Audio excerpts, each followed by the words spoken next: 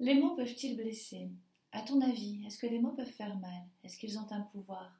La réponse, tu la connais, hein. Tu as certainement déjà été blessé par des mots. Tu as certainement, peut-être, toi aussi déjà blessé les autres par des mots.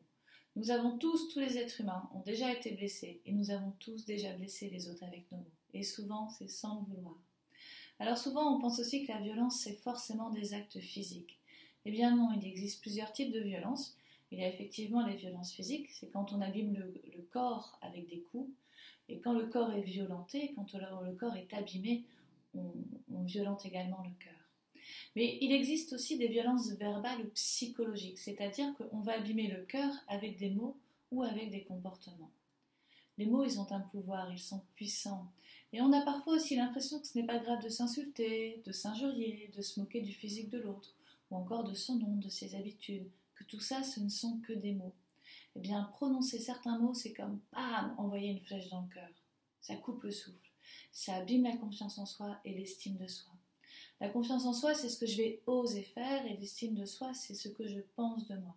Et quand je perds la confiance en moi, et si j'ai une faible estime de moi, eh bien je suis moins joyeuse, je suis moins créative. Dans cette vidéo, on va s'intéresser aux violences verbales, celles qui sont faites avec des mots. Et nous verrons trois choses. La première, c'est comprendre comment un simple mot peut blesser. Ensuite, on verra pourquoi parfois nous prononçons des mots qui blessent. Et puis pour terminer, on va voir comment est-ce que je peux modifier ma parole et mon langage. Allez, on démarre. Comment les mots peuvent-ils blesser? Je vais te proposer un petit jeu, tu peux le faire en même temps que moi avec ta famille, avec tes proches. Donc on va imaginer très simplement un personnage. Ce personnage, tu peux le dessiner. Tu vois, j'ai fait un dessin rapide. Et puis, ce personnage, il va recevoir tout ce que l'on a déjà entendu et qui nous a fait un petit peu mal ou très mal. Par exemple, c'est « Oh, t'es nul, tu sers à rien, t'es plus mon copain. Non mais tu le fais exprès. T'es bête ou quoi? Les autres y arrivent, pourquoi pas toi? J'en ai marre de toi. Ça fait 15 fois que je te l'explique. Mais qu'est-ce qu'on va faire de toi? » Alors à cette liste de mots, tu peux ajouter les insultes, les critiques sur le physique, les jeux de mots sur le prénom, ou les noms de famille, ou encore certains surnoms. Et à chaque fois que l'un de ces mots est prononcé, tu vois, j'ai chiffonné un peu plus la feuille. Alors la plupart du temps, on fait comme si c'était pas grave. On rit, on minimise, ou peut-être qu'on répond par une autre insulte. Les mots, ils ont un impact à l'intérieur de nous. Ce qu'on va faire maintenant, c'est utiliser les mots pour faire du bien. Je vais commencer et puis toi tu peux poursuivre à la maison avec ton propre bonhomme et lui raconter ce qui toi te nourrit, ce qui toi t'ouvre le cœur. Ça peut être « J'aime passer du temps avec toi. Tu m'as fait rire cet après-midi. J'adore ton humour. T'as vraiment un beau sourire. C'est chouette de jouer avec toi. J'adore ton imagination.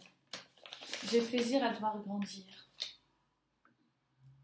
Alors chaque gentillesse vient ouvrir le cœur. Notre cœur, il est magique, hein. Il peut à la fois s'ouvrir, se fermer, s'ouvrir, se fermer. Mais même si je reçois des mots tendres, des mots qui vont réparer, eh bien il va rester des traces de mes blessures. Ces traces, elles vont faire partie de ma vie, de mon expérience. Je me construis avec ces mots. Alors tu peux bien sûr te protéger les mots des autres, hein. À ce sujet, tu peux regarder la 10e vidéo de cette série. Alors, maintenant qu'on a vu ce qui se passait à l'intérieur de nous quand on reçoit des mots qui blessent, pourquoi est-ce qu'on dit des mots qui blessent? Alors, ça peut arriver d'être blessant parce que soi-même on a été blessé. Peut-être que quelqu'un t'a dit une méchanceté, alors tu lui réponds de la même manière. Mais ça peut aussi ricocher sur quelqu'un d'autre. Par exemple, tu te fais gronder, peut-être que tu n'oseras pas répondre à l'adulte qui te gronde, mais que tu vas te disputer avec le premier enfant que tu rencontres. On a parfois l'impression que ça libère, mais c'est faux. Ça va me soulager sur le moment, mais pas longtemps. Quand je fais mal à l'autre, c'est aussi à moi que je fais mal. Quand je suis blessée, quand je suis en colère, si je rejette ma colère sur l'autre, eh bien ça va augmenter la violence, ça va accentuer. Alors peut-être qu'aussi on utilise nos mots pour faire du mal parce qu'on va aller chercher l'échange, la reconnaissance ou le contact avec l'autre. Et on pense que c'est la seule manière d'attirer l'attention.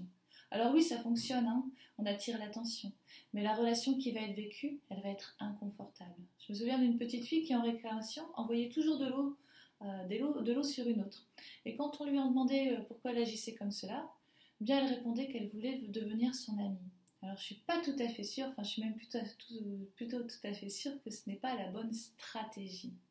Alors parfois on utilise nos mots pour faire du mal parce qu'on a besoin de sécurité et que l'on croit que si on attaque le premier, eh bien on sera protégé. Parfois aussi on blesse les autres pour faire comme tout le monde, pour éviter d'être rejeté.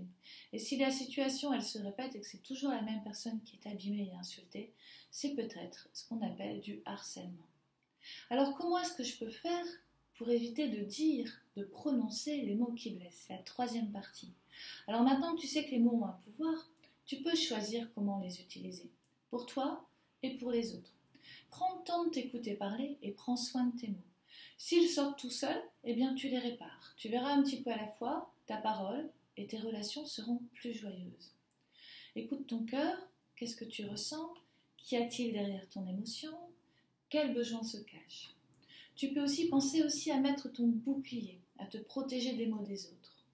Tu peux aussi dire à l'autre comment tu te sens si tu reçois une insulte. Par exemple, tu peux dire que tu te sens triste quand on te parle de cette manière-là.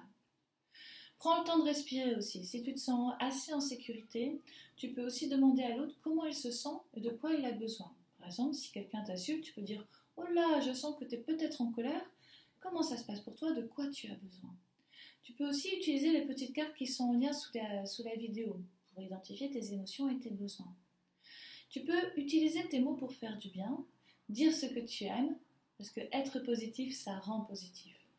Alors voilà, prends bien soin de tes mots, ils ont un pouvoir. Les mots que tu prononces, ils vont influencer ta vie, ils vont influencer tes pensées et tes relations avec les autres. Maintenant tu le sais, tu es libre de choisir comment les utiliser. Jouer avec le pouvoir des mots, c'est un bel entraînement pour vivre une belle relation avec soi, une belle relation avec les autres. À très bientôt!